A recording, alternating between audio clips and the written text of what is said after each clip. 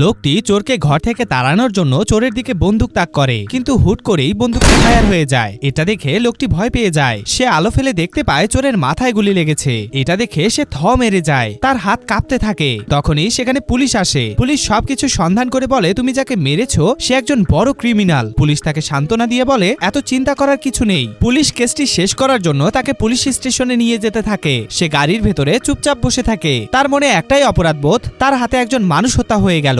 রাতে সে আর তার স্ত্রী ঘুমাতে পারে না। তারা দেয়ালে লেগে থাকা সব রক্ত পরিষ্কার করতে থাকে, যাতে রক্তের কোনো চিহ্ন না থাকে। আস্তে আস্তে এই কথা পুরো দেশে ছড়িয়ে যায়। পুলিশ তাকে বলে আজকে লাশটির দাফন হবে। আর তার পরিবার সম্পর্কে জানা গিয়েছে যে তার একজন বাবা আছে। লোকটি বর্তমানে জেলে রয়েছে, সে আজকেই জামিন পাবে। পুলিশ তাকে সাবধান থাকতে বলে চলে যায়। লোকটি অনেক চিন্তা ভাবনা করে তার বাড়ির সবকিছু ঠিক করতে থাকে, যাতে কেউ তার বাড়ির ভেতরে প্রবেশ করতে না পারে। সে পুরো রাত ড্রয়িং রুমে বসেছিল, যাতে কেউ বাড়ির ভেতরে প্রবেশ করতে না পারে। সকালে সে লোকটির কবর দেখতে যায়। তখনই তার কাছে একজন বুড়ো লোক আসে। বুড়ো লোকটি পরিচয় দেয় সে যাকে মেরেছে তার বাবা সে। এটা শুনে সে ভয় পেয়ে যায়। এরপর লোকটি যা বলে তা শুনে তার শরীরে লোম দাঁড়িয়ে যায়। সে তাড়াতাড়ি তার ছেলেকে স্কুল থেকে নিয়ে আসে। সে পুলিশ স্টেশনে গিয়ে বলে অপরাধীকে যেন ধরা হয়, কিন্তু পুলিশ বলে আমাদের পক্ষে আবার তাকে ধরা সম্ভব না, কারণ সে কিছুদিন আগেই জামিন পেয়েছে। সে পুলিশ স্টেশন থেকে বাড়ি আসে, কিন্তু বাড়ি ফিরে এসে সে যা দেখে তা দেখে তার শরীরের শক্তি হারিয়ে ফেলে।